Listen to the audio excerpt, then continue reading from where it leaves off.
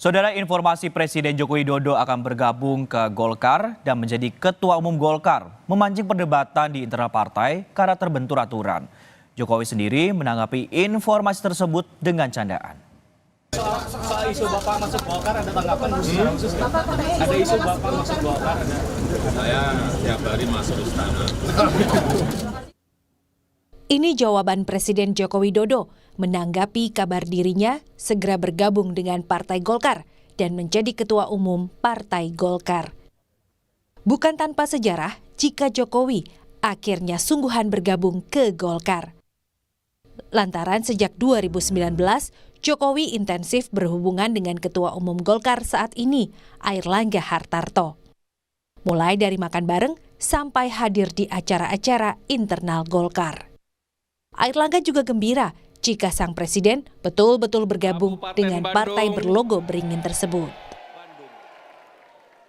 Ya, Pak Jokowi sudah pakai dasi kuning. Gibran. Pak Jokowi sudah nyaman.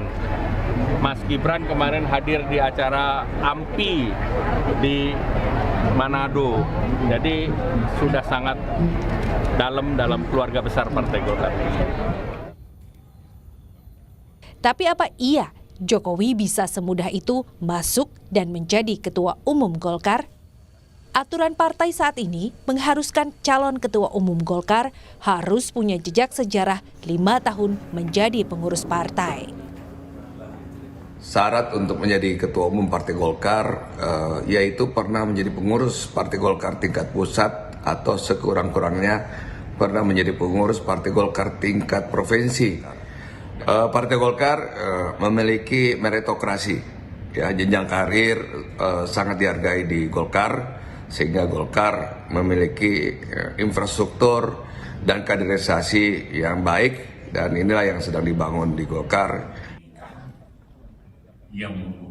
Meski aturan saat ini tak memungkinkan, menurut Ketua Umum Partai Golkar periode 2004-2009 Yusuf Kala, bisa saja Jokowi jadi Ketua Umum partai tersebut dengan mengubah aturan partai.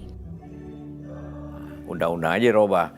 Ini ada di ADRT Golkar bahwa harus jadi pengurus 5 tahun baru bisa dicalonkan menjadi Ketua Umum. Ini Ketua Umum ya, kalau pengurus lain boleh saja.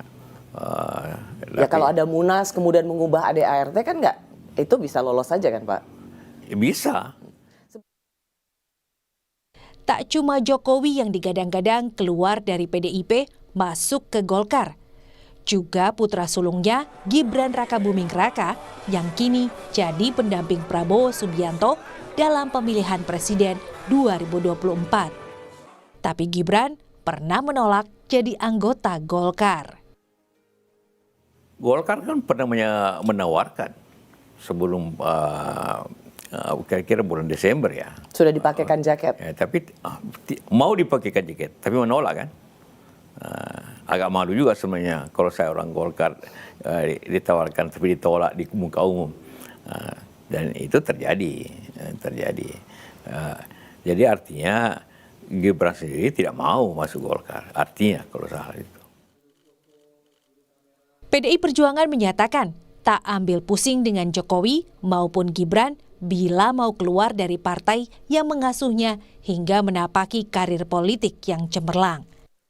Jokowi diasuh PDIP menjadi wali kota Solo 2 periode, gubernur DKI Jakarta hingga menjadi presiden 2 periode 2014-2019 dan 2019-2024. Sementara Gibran diakomodasi PDIP menjadi wali kota Solo.